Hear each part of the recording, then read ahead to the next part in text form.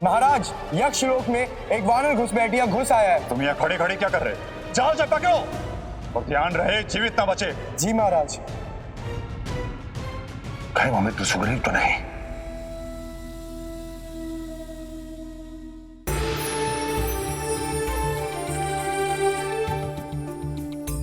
देवी रोमा,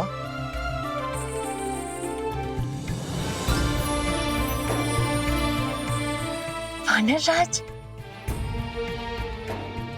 आप यहाँ? मैं आपके लिए आया हूँ। हम जानते हैं, हनुमान जी द्वारा भेजा गया आपका संदेश हमें मिला।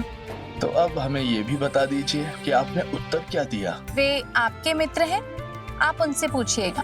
वो तो हम अवश्य पूछेंगे, किंतु अभी उसके लिए समय नहीं है, क्योंकि आपके पिताश्री ने हमारे विवाह प्रस्ताव को अस्वीकार कर दिया है। ये आप क्या कह रहे हैं? ये सत्य नहीं हो सकता। हमने स्वयं अपने कानों से सुना, हनुमान जी के प्रस्ताव को आपके पिता के द्वारा अस्वीकार करते हुए।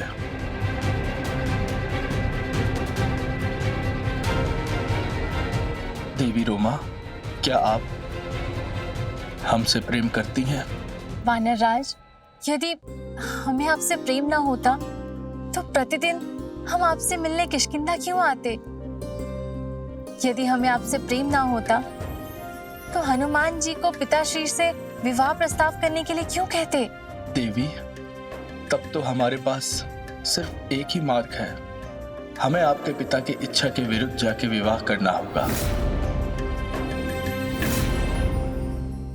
महाराज, एक वानर को हमने रोमा के कमरे में प्रवेश करते हुए देखा। किंतु अब हमारे पास कोई और मार्ग नहीं है। यक्षराज किसी भी क्षण यहाँ पे आ जाएंगे और फिर हमारा ये जीवन, हमारी इच्छाएं, प्रेम,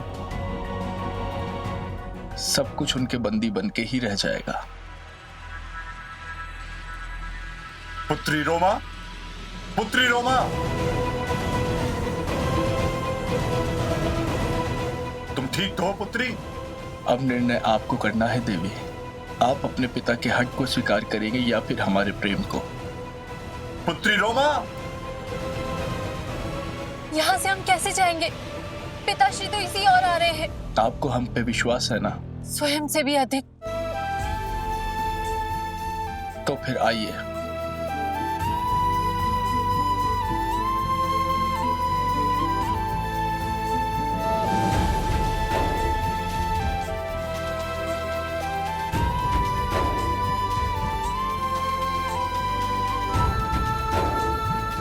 रोमा, पुत्री रोमा, रोमा, पुत्री रोमा। महाराज, महाराज यहाँ तो कोई भी नहीं। लगता है वो वानर मेरी पुत्री का हरण करके ले गया है।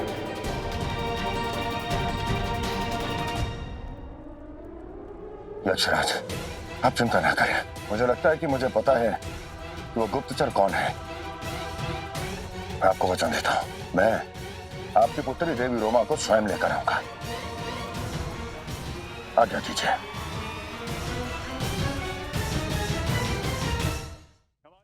हनुमान जी, इन्हीं सुग्रीव के विवाह का प्रस्ताव लेकर आए थे आप हमारे पास। मुझे तो पहले से इनकी योग्यता पर संदेह था, किंतु मेरी पुत्री के हरण के बाद तो यह सिद्ध हो गया है कि यह समस्या का समाधान नहीं, उससे दूर भागने में विश्वास रखते हैं। क्षमा करें यक्षराज, किंतु मेरे मित्र ने आपकी पुत्री का हरण नहीं किया था। देवी रोमा स्वयं अपनी इच्छा से उनके साथ गई थी। आप उनसे स्वयं पूछ सकते हैं। ये सत्य है पिताश्री। हम वानरराज सुग्रीव से प्रेम करते हैं।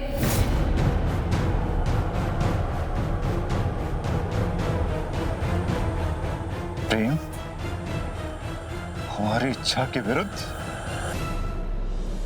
यक्षराज, प्रेम स्वतंत्र होता है। हनुमान जी, प्रेम स्वतंत्र होता है, किंतु विवाह स्वतंत्र नहीं होता। विवाह की अपनी सामाजिक मर्यादाएं होती हैं। इसलिए हमने निर्णय लिया है कि हमारी पुत्री का विवाह देवराज इंद्र के पुत्र जयंत से होगा। और ये हमारा अंतिम निर्णय है।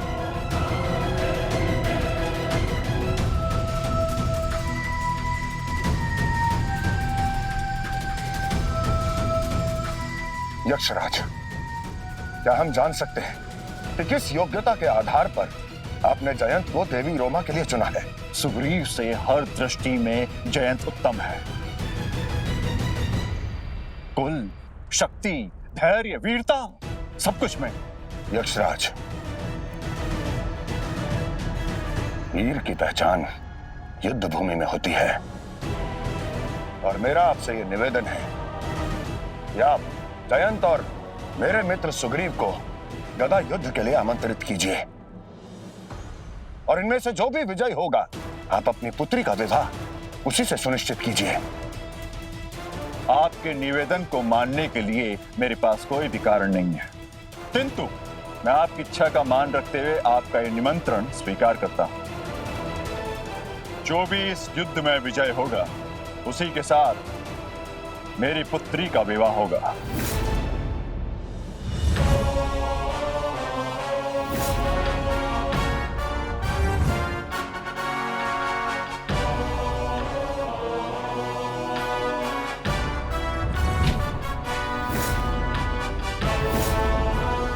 सुग्रीव, एक मित्र होने के नाते तुम्हें सुझाव दे रहा हूं कि तुम किष्किंधा लौट जाओ। जयंत, तुम रोमा के लिए लड़ रहे हो और मैं अपने प्रेम के लिए। प्रेम में कितनी शक्ति होती है, ये आज तुम्हें ज्ञात हो जाएगा।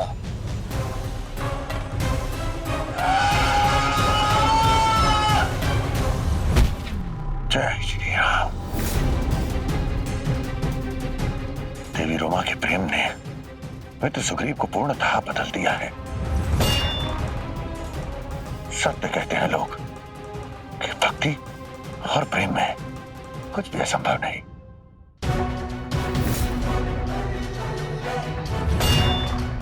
जय श्री राम।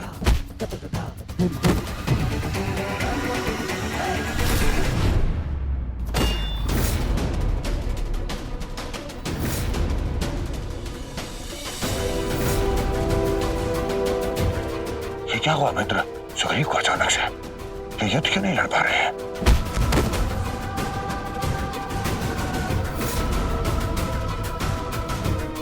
यक्षराज, दूर कर दी मैंने आपकी चिंता, पराजित कर दिया मैंने वानर राज सुग्रीव को। हनुमान जी! मित्र सुग्रीव, आप ठीक तो हैं? क्या हुआ आपको?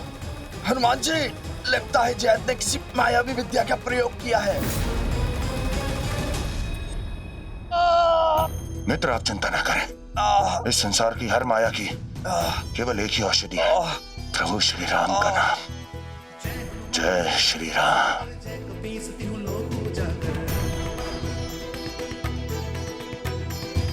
जय हनुमान ज्ञान गुण सागर, जय कपीसति हूँ लोक उजागर। राम दूत अतुलित बल धामा, अंजनी पुत्र पवन सुत नामा। महावीर विक्रम बजरंगी, कुमति निवार सुमति के संगी। मित्र आइए। सुबेसा कानन कुंडल कुंचित केसा, हाथ वज्र और ध्वजा विराजे। कांधे मूंज जनेऊ साजे, शंकर सुवन केसरी। जयंत, मायावी शक्तियों का प्रयोग करके तुमने अधर्म किया है, और तुम्हें इसका दंड अवश्य मिलेगा। जय श्री राम।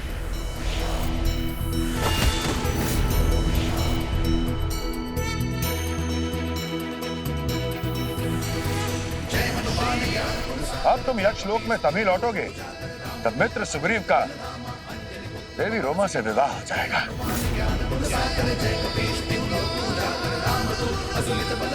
जय श्री राम।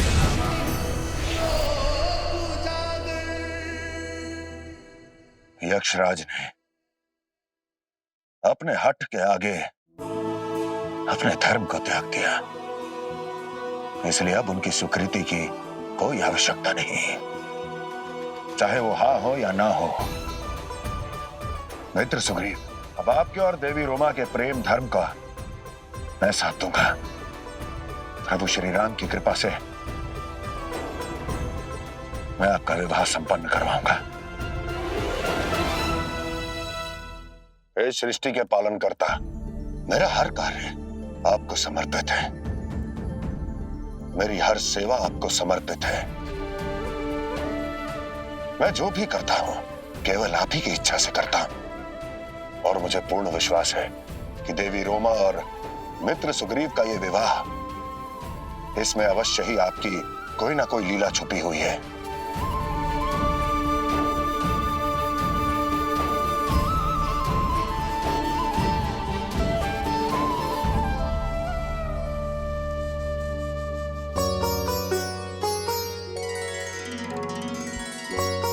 पिताश्री की आज्ञा के बिना मैं ये विवाह कर रही हूँ, किंतु मुझे आप पे पूर्ण विश्वास है। मंगलम पुंडरीकाक्ष मंगलाय तनोहरि, मंगलाय तनोहरि। प्रभु श्री राम की सेना का नेतृत्व और सुग्रीव, किंतु उन्हें तो युद्ध नीति का कोई विज्ञान नहीं है।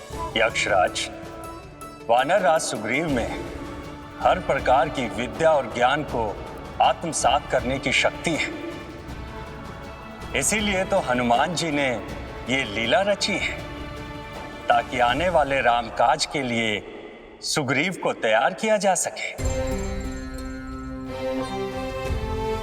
मुझे क्षमा करें देवराज, मैं अपने अहंकार में समझ ही नहीं पाया कि ये सब महाबली हनुमान की लीला है।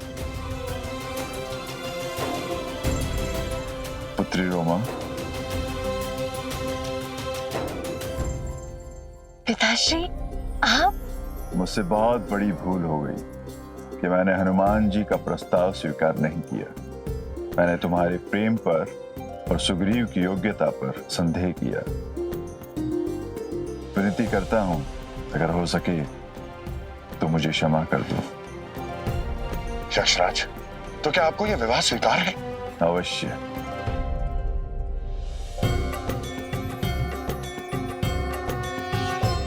खुश रहो महाबली हनुमान। वानरराज सुग्रीव में बल, बुद्धि और शक्ति में किसी प्रकार की कोई कमी नहीं है, किंतु मैंने निर्णय लिया है कि मैं इन्हें इस संसार का सर्वश्रेष्ठ सेनापति बनाऊंगा। आज से आप जिस भी सेना का नेतृत्व करेंगे वो सेना अजय होगी, और आप जिस भी सेना के सेनापति होंगे उस सेना को कभी भी पराजय का मुंह नहीं देखना पड़ेगा। प्रभु, आप तो सरत जगत के चरण चरण के स्वामी हैं। इस संसार में आपके लिए तो कुछ भी असंभव नहीं। प्रभु, आपकी इस क्रिया में मैं भी सहभागी होना चाहता हूँ। प्रभु, मैं भी रामकाज करना चाहता हूँ। आप मुझे भी अपनी सेवा का अवसर दीजिए।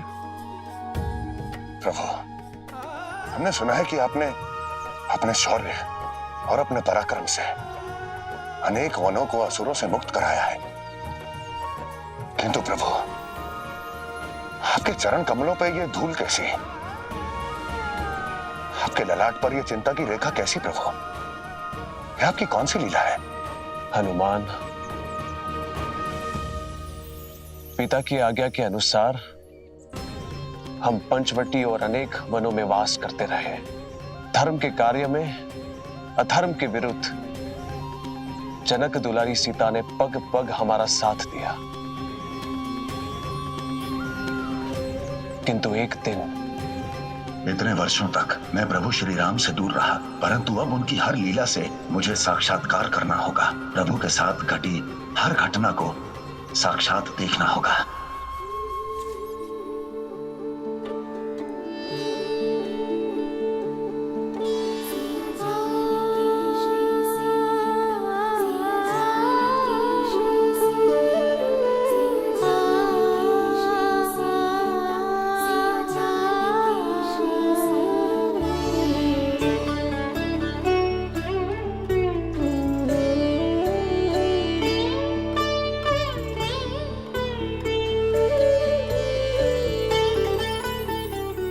स्वर्णमृग?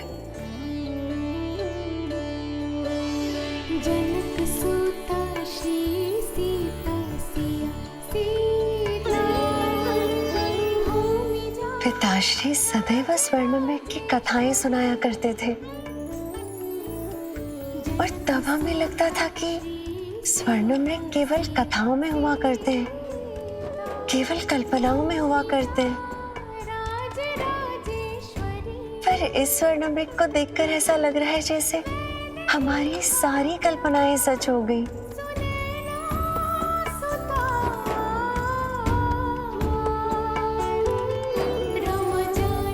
ये स्वर्णमृग तो चोटिल है। इतने सुंदर स्वर्णमृग को किस निष्ठुर ने चोटिल कर दिया? मृगराज, हमें आपका उपचार करना है।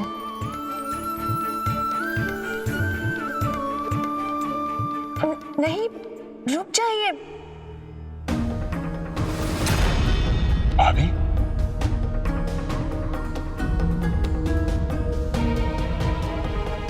भाभी अचानक कहां चली गई? पुष्पों की टोकरी भी यहीं रखी हुई है। कहीं कोई मायावी?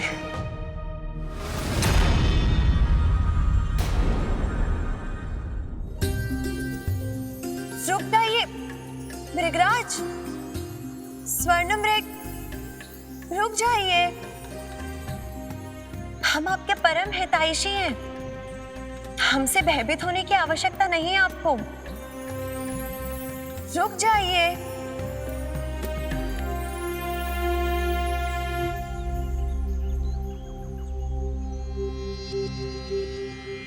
स्वर्णमृग ऐसे अचानक अदृश्य कैसे हो गया? कहीं किसी ने हमें छलने के लिए कोई माया तो नहीं रची?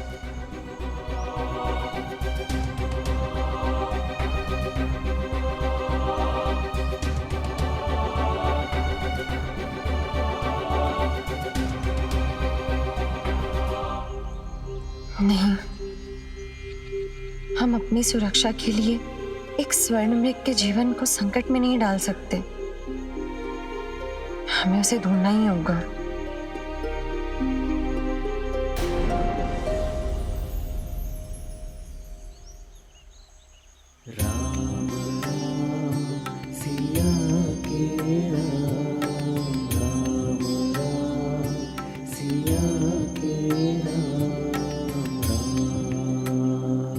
सीते, आश्रम से इतनी दूर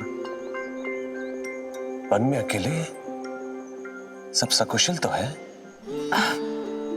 नहीं प्रभु, आज हमने जीवन में प्रथम बार एक स्वर्णमृग देखा।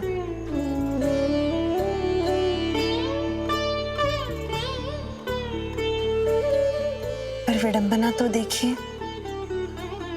किसी निष्ठुर ने उस पर अपनी क्रूरता का प्रदर्शन कर दिया। उस स्वर्णमृग पर अपने तीरों से उसे चोटिल कर दिया।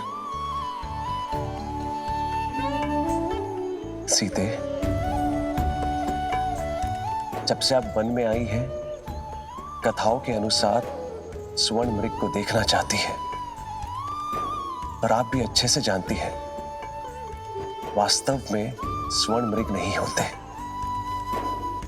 प्रभु, क्षण भर पहले हम भी यही मानते थे, परंतु अब हमने जाना है कि कथाओं में कुछ भी असत्य नहीं।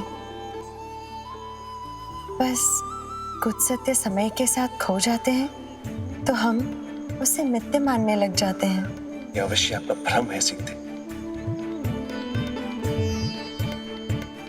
प्रभु, आंखों देखी को हम भ्रम कैसे मान लें?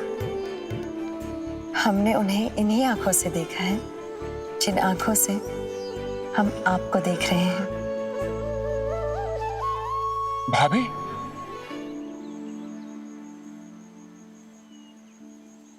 प्रभु, यदि आपको हमारी बात असत्य लग रही है तो आप लक्ष्मण भैया से पूछ लीजिए, वो भी वही थे उन्होंने भी अवश्य देखा होगा वो स्वर्ण मृग। भैया बताइए इन्हें। क्षमा कीजिएगा भाभी, यदि आपने स्वर्ण मृग देखा है तो वो कोई मायावी ही हो सकता है, क्योंकि वास्तव में स्वर्ण मृग होते ही नहीं। लक्ष्मण सत्य कह रहे सीते, कोई मायावी असुर आपका जीवन संकट में डालने का प्रयास कर रहा है। अति शीघ्र आश्रम की ओर प्रस्थान करना चाहिए। चलिए। प्रभु, हो सकता है कि आप दोनों का संदेह सत्य हो, परंतु कहीं हमारे अंतरात्मा की पुकार सत्य निकली तो? क्या एक निर्दोष जीव की रक्षा करना हमारा धर्म नहीं? एक दुर्लभ स्वर्ण मृग को हम अपने संदेह के कारण मृत्यु को प्राप्त हो जाने देंगे प्रभु?